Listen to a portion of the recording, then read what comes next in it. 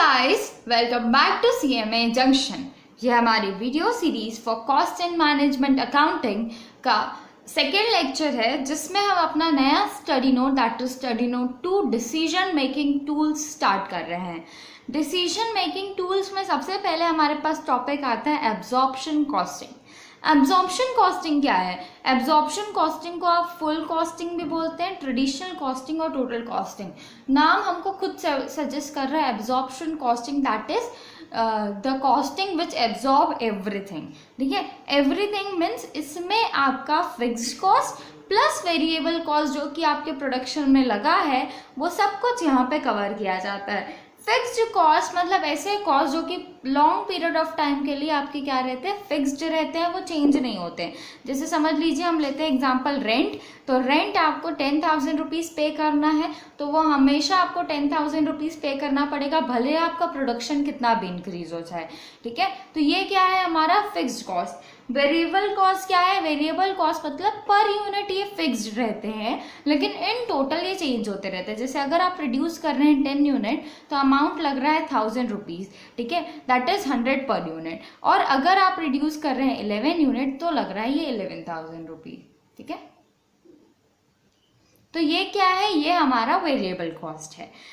अब ये जो हमारा एब्जॉर्प्शन कॉस्टिंग है वो दोनों cost that is fixed and variable दोनों को कंसिडर करता है, और ये नॉर्मली माना जाता है कि ये जो टेक्निक है वो ट्रेडिशनल या फिर ऑर्डिनरी टेक्निक है कॉस्ट एसरटेन करने की। ठीक है, इसमें हम दोनों कॉस्ट को लेते हैं that is fixed and variable.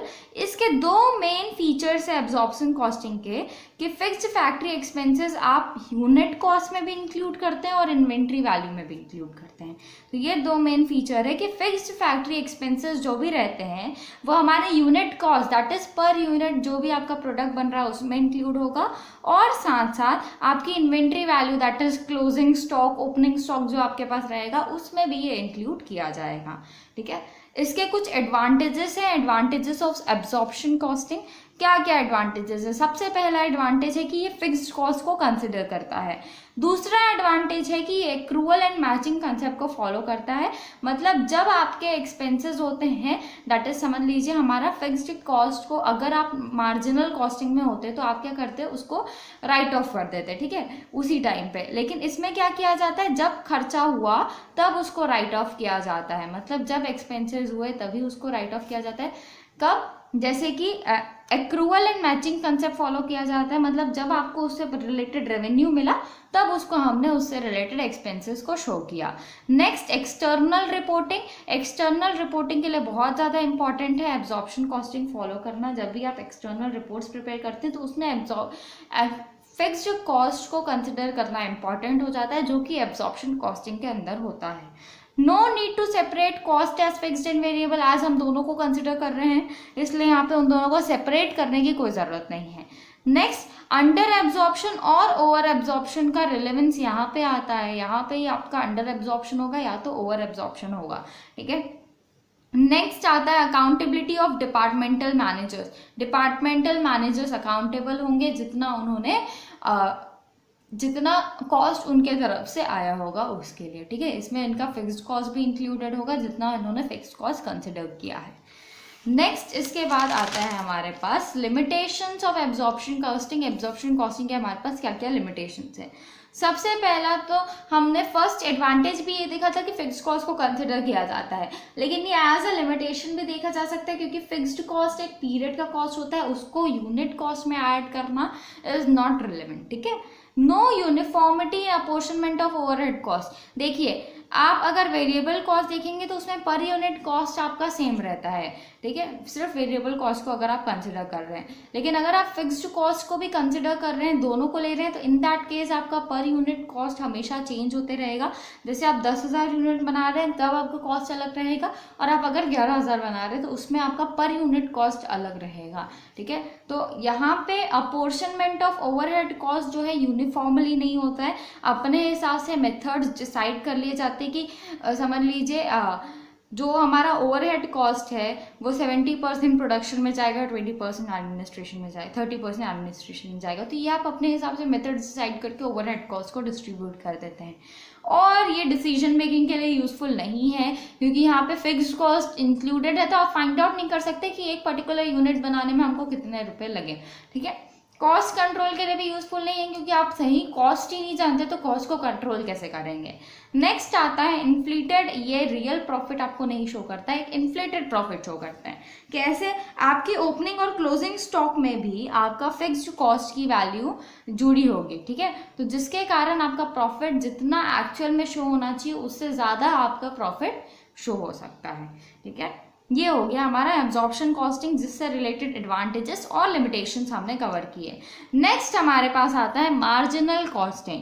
Marginal costing क्या है? मार्जिनल कॉस्टिंग मतलब एसरटेन करना मार्जिनल कॉस्ट को और उसका इफेक्ट हमारे प्रॉफिट में कितना पड़ रहा है अगर वॉल्यूम चेंज हो रहा है तो, और type of output by differentiating between fixed cost and variable cost. Marginal costing आपका मार्जिनल कॉस्ट फाइंड आउट करता है और ये हमारा डिफरेंस क्रिएट करता है between fixed cost and variable cost. ठीक है, तो मार्जिनल कॉस्टिंग मतलब आप बोल सकते हैं सिर्फ ये वेरिएबल कॉस्टिंग है जहाँ पे आप सिर्फ वेरिएबल कॉस्ट को कंसिडर करते हैं, यहाँ पे फिक्स्ड कॉस्ट को कंसिडर नहीं किया जाता।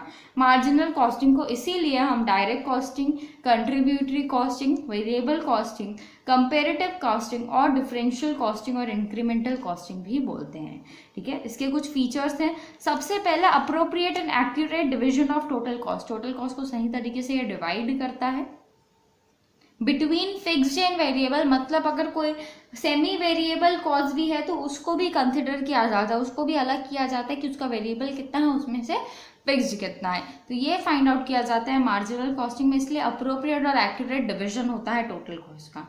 Valuation of stock at variable cost only. अगर आप देखें तो हमारा जो एब्जॉर्प्शन कॉस्टिंग है उसमें अगर स्टॉक भी है, हमने यहाँ पे देख लिया है। ठीक है, यूनिट कॉस्ट और इन्वेंट्री वैल्यू दोनों जगह फिक्स फैक्ट्री एक्सपेंसेस को इंक्लूड किया जाता है एब्जॉर्प्शन कॉस्टिंग में। लेकिन यहाँ पे आपके स्टॉक की वैल्यू किसके हिसाब से की जाएगी? एट वेरिएबल कॉस्ट ओनली बस कंसिडर किया जाएगा।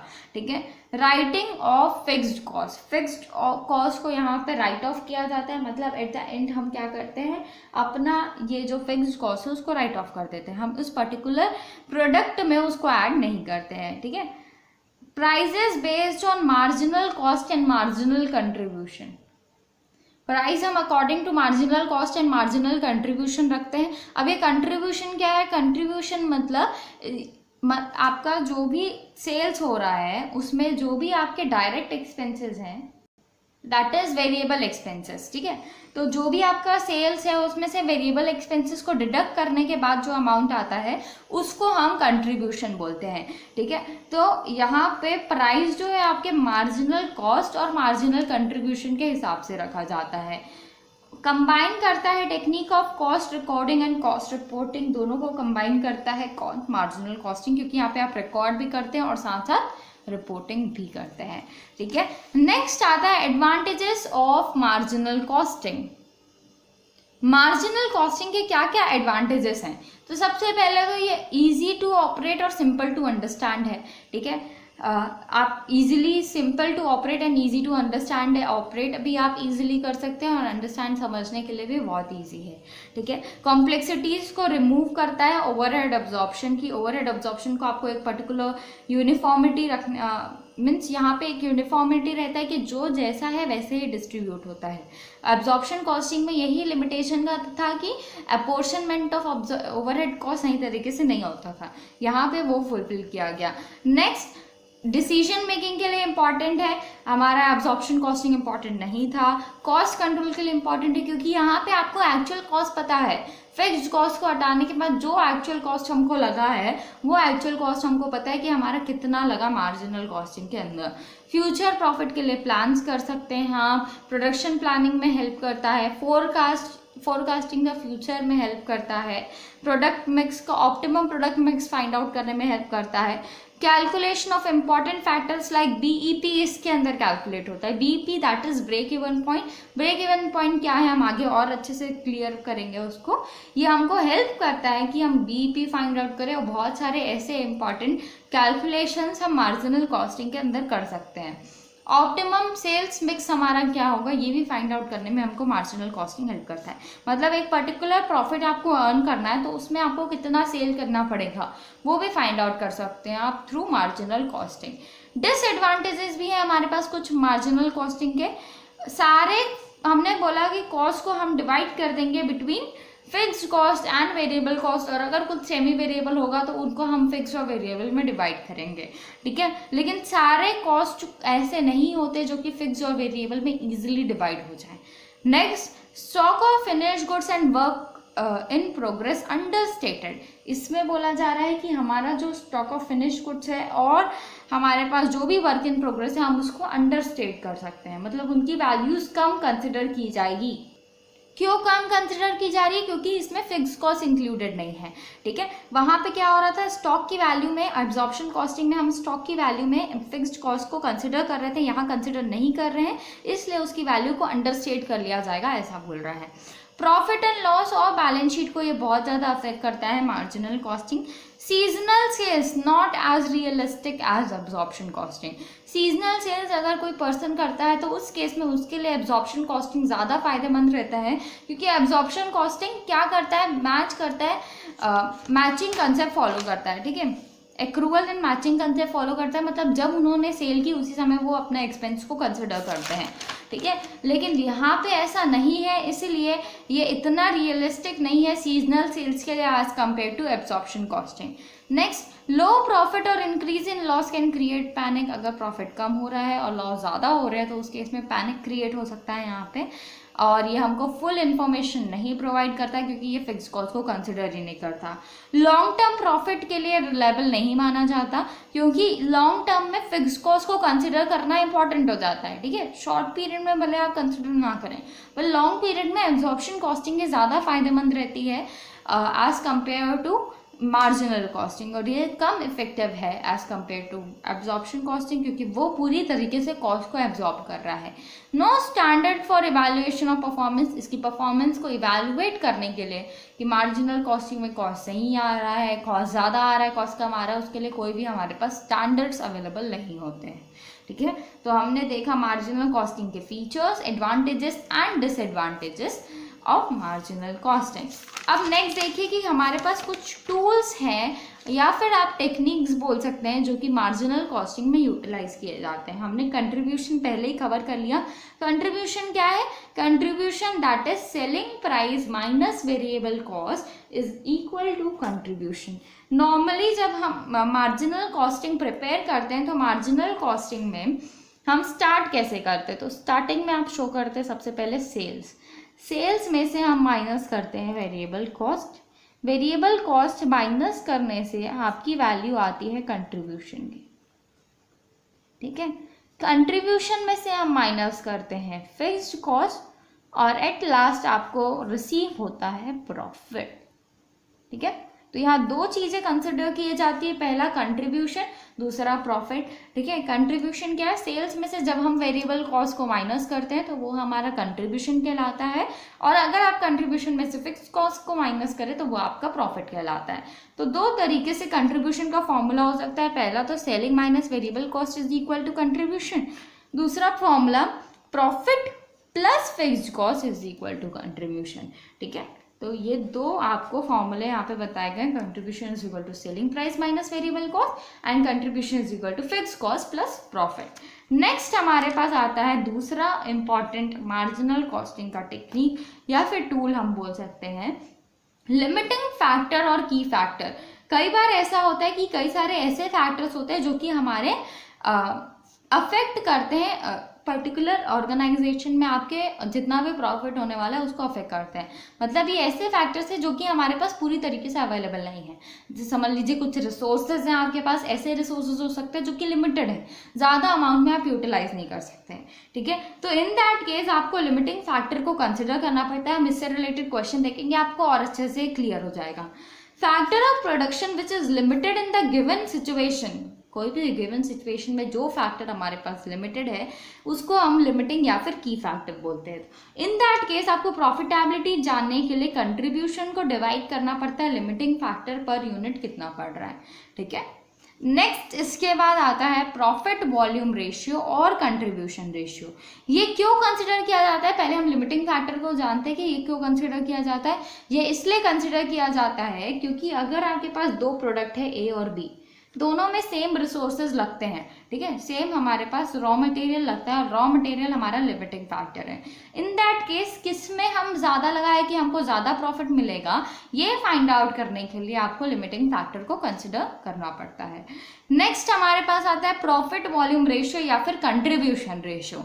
ये कैसे फाइंड आउट किया जाएगा, इसको दोनों बोला जाता है, प्रॉफिट वॉल्यूम रेशियो या फिर कंट्रीब्यूशन रेशियो, दोनों नाम से इसको बोला जाता है। प्रॉफिट वॉल्यूम रेशियो निकालने के लिए हम क्या कर रहे हैं, profit volume, profit divided by volume ratio, इसको निकालने के लिए हमेशा कंट्रीब्यूशन लिया जाता है, ना कि प्रॉफिट, ठीक है। भले इसका नाम प्रॉफिट वॉल्यूम है लेकिन कंसिडर किसको किया जाता है, कंट्रीब्यूशन को, वॉल्यूम दैट इज सेल्स। तो profit that is contribution divided by sales into 100। Marginal costing के लिए प्रॉफिट क्या है, कंट्रीब्यूशन है, उसके लिए प्रॉफिट है, क्योंकि marginal costing that is variable cost को बस कंसिडर किया जा रहा है। और कंट्रीब्यूशन रेशियो भी हम इसको बोलते हैं। पीवी रेशियो निकालने का एक फॉर्मूला हमने ये देख लिया, contribution divided by sales into 100। दूसरा फॉर्मूला है कि अगर कंट्रीब्यूशन में कुछ चेंज भी हो रहा है तो उसको कंसिडर कर लीजिए, change in contribution divided by change in sales into 100, ठीक है। हम यहाँ पे सिर्फ कंट्रीब्यूशन और सेल्स ले रहे थे, यहाँ पे आप अगर उन दोनों का चेंज भी लेते हैं तो वो भी आपका सेम रहेगा, उसमें भी आपका पीवी रेशियो में कोई भी चेंजेस नहीं आते हैं। और अगर आप चेंज इन कंट्रीब्यूशन ले रहे हैं तो आप अगर चेक करें, हम आगे जाके क्वेश्चन देखेंगे तो उसमें आपको और क्लैरिटी आएगा कि जो चेंज इन कंट्रीब्यूशन है वो हमेशा चेंज इन प्रॉफिट के इक्वल रहेगा। चेंज इन कंट्रीब्यूशन और चेंज इन प्रॉफिट की वैल्यू सेम आने वाली है, इसलिए अगर आप वहाँ पे चेंज इन कंट्रीब्यूशन लिखें या फिर चेंज इन प्रॉफिट लिखें सेम रहेगा। तो change in profit divided by change in sales into 100 भी आप कंसिडर कर सकते हैं, ठीक है। तो ये तीन हमारे टूल्स एंड टेक्निक्स है मार्जिनल कॉस्टिंग के, बहुत इंपॉर्टेंट है तीनों ही, contribution, limiting factor and profit volume ratio. Next हमारे पास आता है break even analysis. Break even analysis से पहले BEP that is break even point हमने पहले कंसिडर किया था और उसको हमने पढ़ा नहीं था कि वो क्या है। अब हम देखने वाले हैं ब्रेक इवन पॉइंट क्या है। ब्रेक इवन पॉइंट मतलब ऐसा पॉइंट जहां पे आपका जितना भी आपको पैसे मिल रहे हैं, जैसे कि अगर आपने प्रोडक्ट बेचा 100 रुपए में तो आपका कॉस्ट भी 100 ही रुपए पड़ा था, दैट इज आपके टोटल कॉस्ट और टोटल रेवेन्यू जहां पे इक्वल हो जाते हैं उस पॉइंट को हम ब्रेक इवन पॉइंट बोलते हैं। Break even point is the volume of production और sales where total cost are equal to total revenue. ऐसा पॉइंट ऑफ प्रोडक्शन, इतना प्रोडक्शन आपने किया कि आपका कॉस्ट ऑफ प्रोडक्शन और सेल वैल्यू ऑफ प्रोडक्शन दोनों इक्वल आ रहे हैं, ठीक है, उस पॉइंट को हम बीईपी बोलते हैं। तो यहाँ पे अगर आप चेक करें तो यहाँ पे हमारे पास वो पॉइंट है ये वाला, और इसको हम कंसिडर करेंगे एज बीईपी पॉइंट, ठीक है। तो यहाँ पे हमने शो किया है, मैं आपको और क्लैरिटी के साथ ये बताती हूँ। देखिए हमने यहाँ पे शो किया है यूनिट्स, दैट इज हमने कितने यूनिट्स प्रोड्यूस किए और उसका कॉस्ट और रेवेन्यू कितना पड़ा, हम उसको यहाँ शो कर रहे हैं, ठीक है। नॉर्मली जो हमारा फिक्स्ड कॉस्ट रहता है वो फिक्स्ड रहता है पीरियड ऑफ टाइम के लिए, तो हमने उसके लिए एक लाइन ड्रॉ की है डायरेक्टली, और फिर उसके बाद जो हमारा टोटल, इसके बाद हम वेरिएबल कॉस्ट को कंसिडर करेंगे। तो वेरिएबल कॉस्ट स्टार्ट होता है 0 से, अगर आपका प्रोडक्शन 0 है तो वेरिएबल कॉस्ट भी 0 रहेगा। अगर 1 हो रहा है तो प्रोडक्शन में थोड़ा सा कॉस्ट बढ़ेगा, 2 हो रहा है तो और बढ़ेगा, 3 हो रहा है तो और बढ़ेगा, ऐसे चलता है, ठीक है। तो ये वेरिएबल कॉस्ट हमारा है। अब इसके बाद टोटल कॉस्ट कैसे फाइंड आउट किया जाएगा, तो टोटल कॉस्ट हमेशा याद रखिएगा जिस पॉइंट से फिक्स्ड कॉस्ट स्टार्ट हो रहा है उसी पॉइंट से आपका टोटल कॉस्ट भी स्टार्ट होगा। ये हमारा फिक्स्ड कॉस्ट का लाइन है, फिक्स्ड कॉस्ट यहाँ से स्टार्ट हो रहा है तो यहीं से आपका टोटल कॉस्ट स्टार्ट होगा, और टोटल कॉस्ट हमेशा पैरेलल रहेगा टू वेरिएबल कॉस्ट, ठीक है। टोटल कॉस्ट हमेशा पैरेलल रहेगा टू वेरिएबल कॉस्ट। ये क्यों होता है समझ लीजिए, 100 रुपये आपका फिक्स्ड कॉस्ट है और समझ लीजिए हमारा वेरिएबल कॉस्ट है यहाँ पे 0, यहाँ पे 10, यहाँ पे 20, ऐसे कंसिडर करते हैं, ठीक है। तो यहाँ पे 0 है तो यहाँ पे 100 ही रहेगा टोटल कॉस्ट भी, यहाँ पे आ जाएगा 110, यहाँ पे आएगा 120। क्यों हो रहा है, हम फिक्स्ड और वेरिएबल दोनों को कंसिडर कर रहे हैं, इसलिए वैल्यू में आपका फिक्स्ड कॉस्ट दैट इज 100 तो इंक्लूडेड है, और साथ साथ जो आपका वेरिएबल कॉस्ट की वैल्यूज आते जाएंगी वो भी इंक्लूडेड होती है, इसलिए ये हमेशा पैरेलल रहता है। ठीक है, इसके बाद आपका सेल्स कितना हुआ है, तो टोटल सेल्स भी 0 से स्टार्ट होगा। अगर आप यूनिट 0 बेच रहे तो रेवेन्यू 0 होगा, 1 बेच रहे तो उससे आपका आगे रेवेन्यू बढ़ते जाएगा। ठीक है, ये हो गया हमारा टोटल सेल्स और रेवेन्यू की लाइन।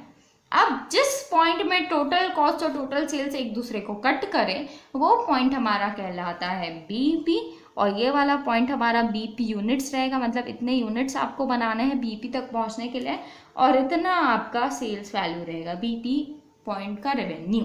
ठीक है, नेक्स्ट इसके बाद आता है angle of incidence. Angle of incidence क्या है, ये ऐसा एंगल है जो कि फॉर्म होता है टोटल सेल्स लाइन और टोटल कॉस्ट लाइन के बीच में।